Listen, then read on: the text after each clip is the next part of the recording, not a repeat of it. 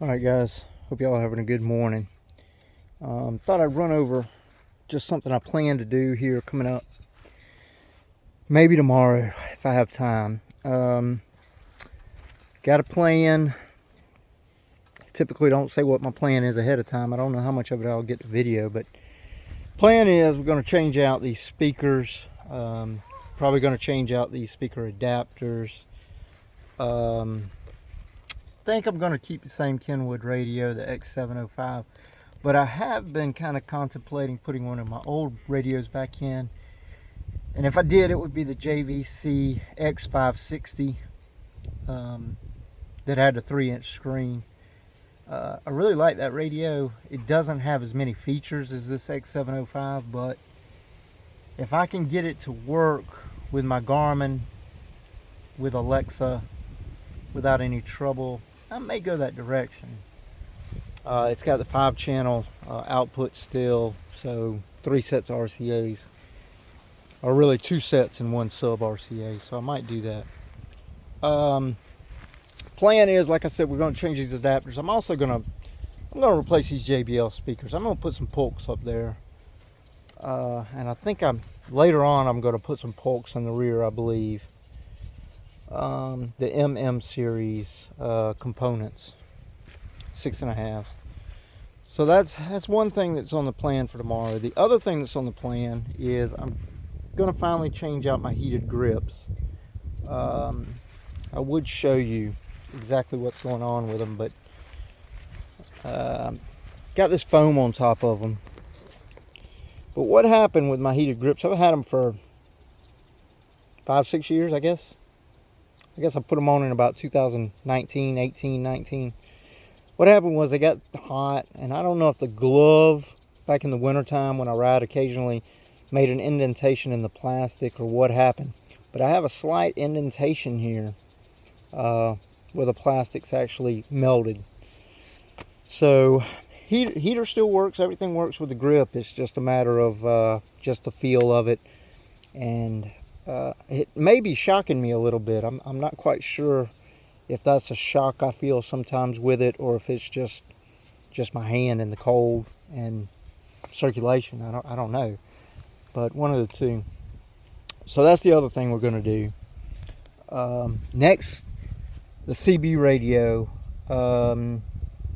Got it on here. Really hadn't used it because I don't have a CB antenna, and I don't want a CB antenna. I want to use one antenna. So what I'm going to do is I've got one of those modular sets that takes both of these inputs for antennas. It's going to send it through my FM antenna. Not sure how great it's going to be. To be honest, CB radio, I'm more of a listener. I'm not really a talker. And really not even a listener. It was just something, I thought I wanted. So we're going to see how that turns out. The big thing is I just don't want to burn up CB radio. That's all. So as far as what kind of mileage I might get out of it, it might be very limited.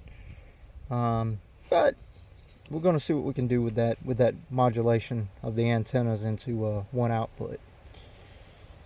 One more thing. Right now I got my power from my Garmin running over to that outlet, because I've got 2 USB outlets. I've got one over there at that speaker, and I've got one over at this speaker. Occasionally I'll have trouble with this one. I think it's the way I got it wired. For some reason, my ground wire doesn't want to act right sometimes, so I lose power. So I'm going to go back in there. We're going to check that out and see exactly what's going on. Fix that. And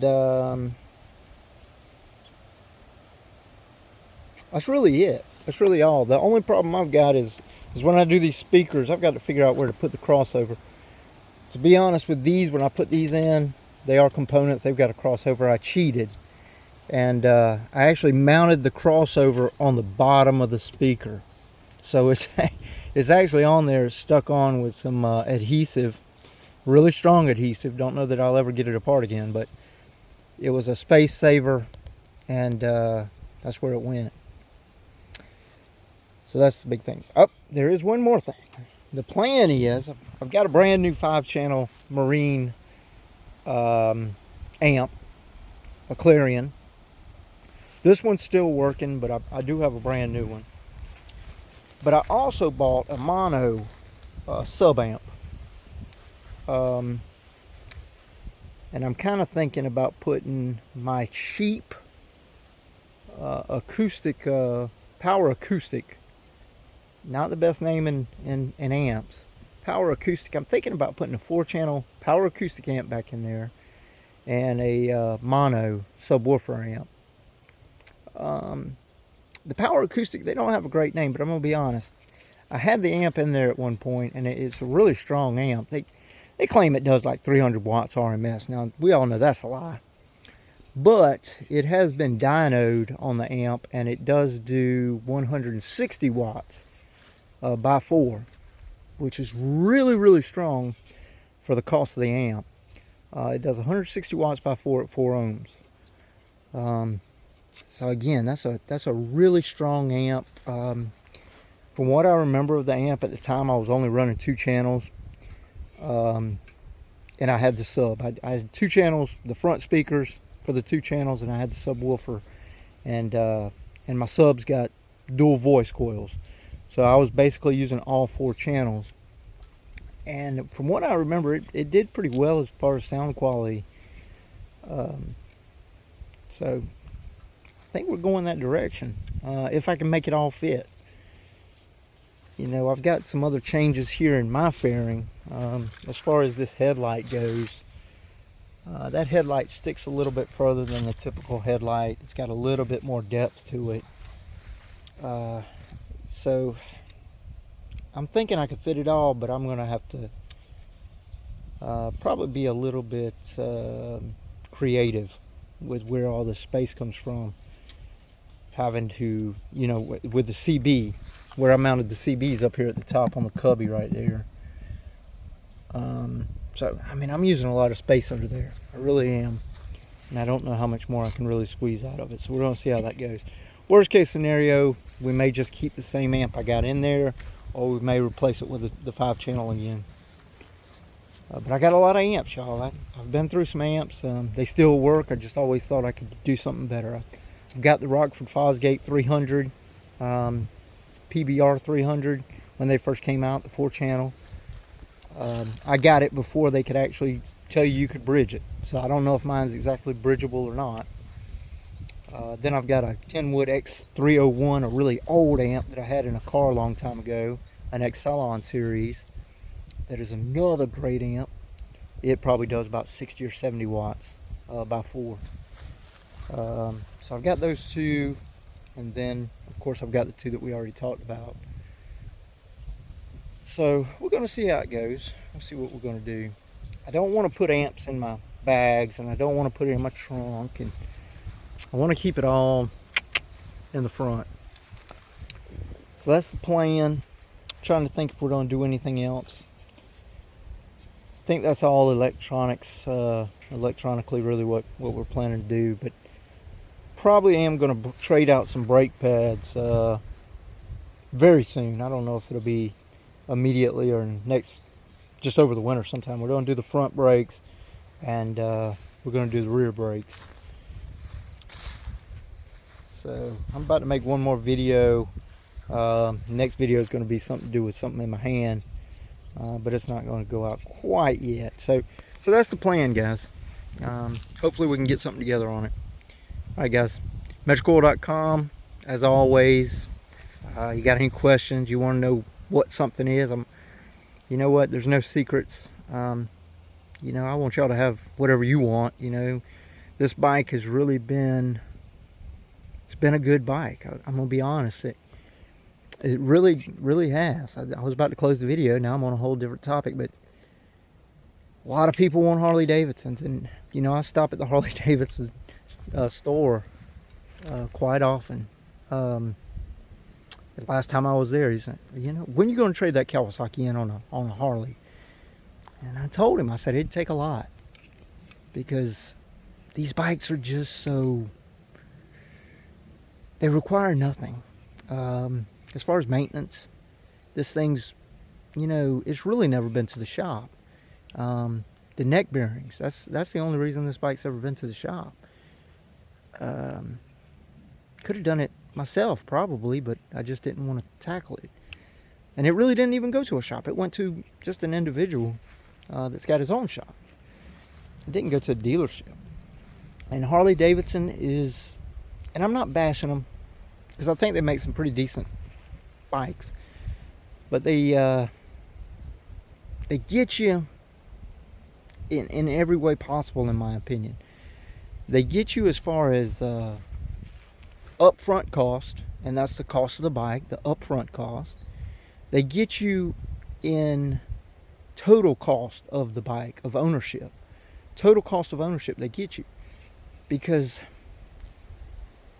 very few occasions, very few people don't end up at the shop, so many times. And it's not cheap when you go to the Harley Davidson shop. When you go to the dealer and you have something done, nothing's cheap. And they just get you. So a lot of people just don't like metrics, and that's fine. But if you want to be smart with money, metrics are the way to go. And I mean, if you're willing to dump a little bit of money into it, you can really change out the whole experience of a metric. I've done a story about this bike. When I first bought it, I was ready to sell it. Of course, it didn't look like this. It was a stock motorcycle. Got a great deal on it. Great deal. Such a good deal, I went all the way from South Carolina down to Florida to pick it up, and I couldn't get there fast enough. It was an awesome deal. For anybody that does not know the deal I got, back in 2018, I think it was 18, July 18, this bike had 4,200 miles on it. It's a 2013. It had 4,200 miles on it. Saw it on Facebook Marketplace. The guy wanted $5,200 for it. $5,200. I couldn't get there fast enough. The guy, he wouldn't respond to my Facebook messages that I was sending him. I looked him up. I went to the white pages. I found a phone number somehow for a cell phone, and I got him on the phone. And he, great guy, told me, you know what, I'll hold it for you. You come down this weekend, if you want it, it's yours. Sure enough, went down there, and when I got down there, he told me the truth. I believe 100%. He said, I had people trying to buy it, offering me more than what I was asking. But he said, you know what, I told you, and I'm going to stick to it. So, been a great bike. It's got 80,000 miles on it now, with almost no trouble. So, metrics. These things on the used market, you can really find some good deals.